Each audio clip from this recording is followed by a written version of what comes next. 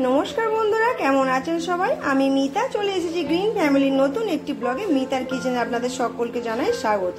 তো দেখুন, আজকে আমি একটি দারুণ মজাদার টেস্টি ডিলিশিয়াস রেসিপি নিয়ে চলে এসেছি। আপনারা নিশ্চয়ই দেখে বুঝতে পারছেন যেটা পাবদা মাছ। হ্যাঁ, এখানে 8 পিস পাবদা মাছ আছে। পাবদা মাছগুলো আজকে না কালকে আনা।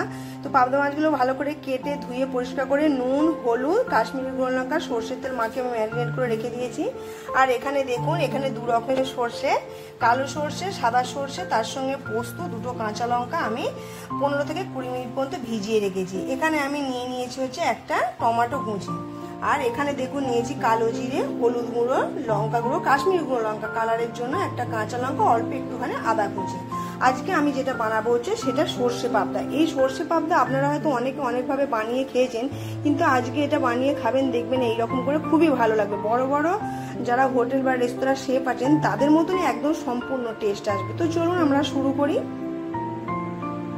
আর এটা আমি মিক্সার বোলের মধ্যে দিয়ে এটা ততক্ষণ পেস্ট করে নিই। আর ওইদিকে একটা ফ্রাই প্যান বসিয়ে দিই আমি কড়াটা গরম হওয়ার জন্য। কড়াটা কিন্তু অবশ্যই ভালো গরম হতে হবে। চলুন এটা আগে ঢেলে দিই।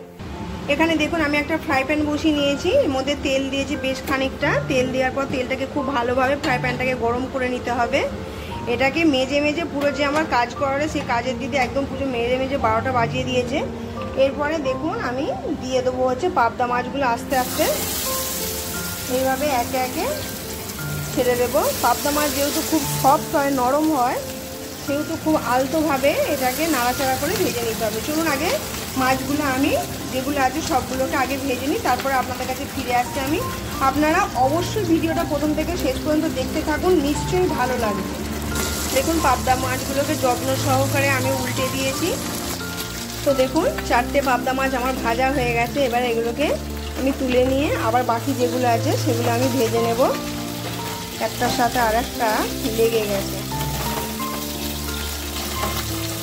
এত এই মাছটা সফট হয় যে তুলতে গেলে ভেঙে যাবে সেরকম ভয় লাগে। খুব সাবধানের সাথে যত্ন করে তুলতে হবে। তো চলুন তুলে বাকি আগে ভেজে নিই ওগুলো। তো দেখুন মাছগুলো আমার ভাজা হয়ে গেছে। একটা মাছ একটুখানি ভেঙে গেছে খুন্তির ডগায় লেগে। এরপরে দেখুন কড়ার মধ্যে যেটুকু তেল আছে এর মধ্যে আমি দিয়ে দেবো এই যে কালো জিরে আর কাঁচা লঙ্কাটা। এটা ফোড়নে আগে দিয়ে দেবো। কালো জিরে আর কাঁচা লঙ্কাটা হয়ে গেলে আমি এর মধ্যে দিয়ে দেবো কুচানো আদাটা। এটা কিন্তু অবশ্যই আপনারা দেবেন, তার ফলে সর্ষে পাবদাটার টেস্ট আসবে। আপনারা যে বড় অনেকেই আছেন হয়তো বড় রেস্তোরাঁতে, বাঙালি রেস্তোরাঁতে খেতে যান, এরকম হয়তো পাবদা চিংড়ি এরকম ইয়ে করেন, কিন্তু পাবদা মাছটা এরকম বাড়িতে বানিয়ে খেয়ে দেখবেন, খুব ভালো লাগবে। এরপরে দেখুন ওপর থেকে আমি দিয়ে দেবো পেস্ট করে রাখা টমেটোটা। এই টমেটোটা দেওয়ার পরে আপনারা কিন্তু সঙ্গে সঙ্গে পোস্ত বা সর্ষে বাটাটা দেবেন না।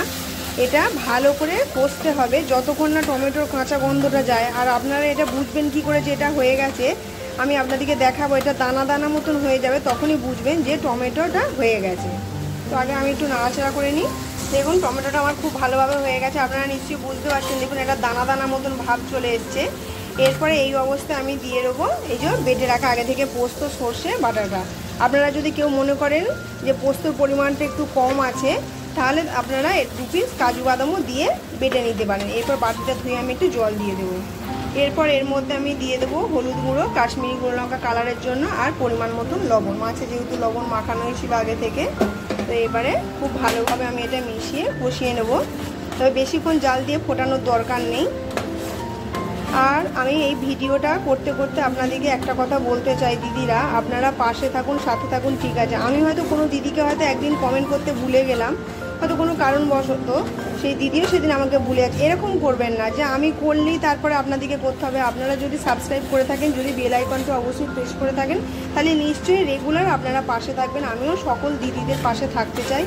আর আমি 3-4 দিন দেখলাম একই আমার সাবস্ক্রাইবার রয়েছে, হঠাৎ করে দেখলাম 3-4 দিন বাদ দিয়ে আর 2টো সাবস্ক্রাইবার কমে গেছে। কেন যে এরকম করছেন আপনারা, আমি কিছু বুঝতে পারছি না।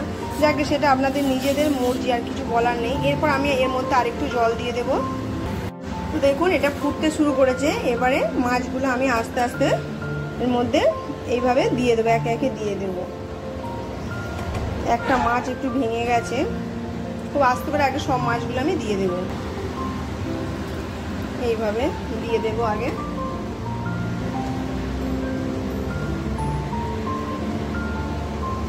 এই যে মাছটা ভেঙে গেছে সেটা হচ্ছে এই যে এইটা। ব্যাস আর নেই। এবারে আমি একটুখানি এইভাবে সর্ষে বাটাটা বা পোস্ত বাটাটা উপর থেকে এইভাবে একটুখানি ইয়ে করে দেবো, দিয়ে উল্টে পাল্টে আমি নামিয়ে নেব। নামাবার আগে একটু সর্ষের তেল কিন্তু অবশ্যই দিতে হবে। আপনাদের কাছে যদি ধনে পাতা থাকে আপনারা দেবেন, কিন্তু আমার কাছে নেই, সেই জন্য আমি দিতে পারছি না। তো দেখুন সর্ষে পারছে না, সর্ষে পাবদা মাছ আমার একদম পারফেক্টভাবে রেডি হয়ে গেছে। এরপরে আমি গ্যাসটা বন্ধ করে দেবো, তারপর ওপর থেকে একটু সর্ষের তেল ছড়িয়ে আমি সার্ভিং প্লেটে সার্ভ করে দেবো। ওপর থেকে আমি একটু সর্ষের তেল ছড়িয়ে দেবো, আর যখন সার্ভিং প্লেটে সার্ভ করবো তখন দুটো চিরা কাঁচা লঙ্কা দিয়ে দেবো, একদম পুরো জমে যাবে। তো চলুন আজকের মতন ভিডিওটা আমি এখানে শেষ করছি। আপনারা সবাই ভালো থাকবেন, সুস্থ থাকবেন, সাবধানে থাকবেন। আর আমার ভিডিও যদি আপনাদের ভালো লেগে থাকে আমাকে কমেন্ট করে অবশ্যই জানাবেন, লাইক শেয়ার করবেন প্রচুর। চলুন আজকের মতন টাটা। একটি সার্ভিং প্লেটে আমি সার্ভ করে নিই। তো আজকে আমার সর্ষে পাবদা একদম সুন্দরভাবে বড় বড় শেপ পেদের স্টাইলে রেডি।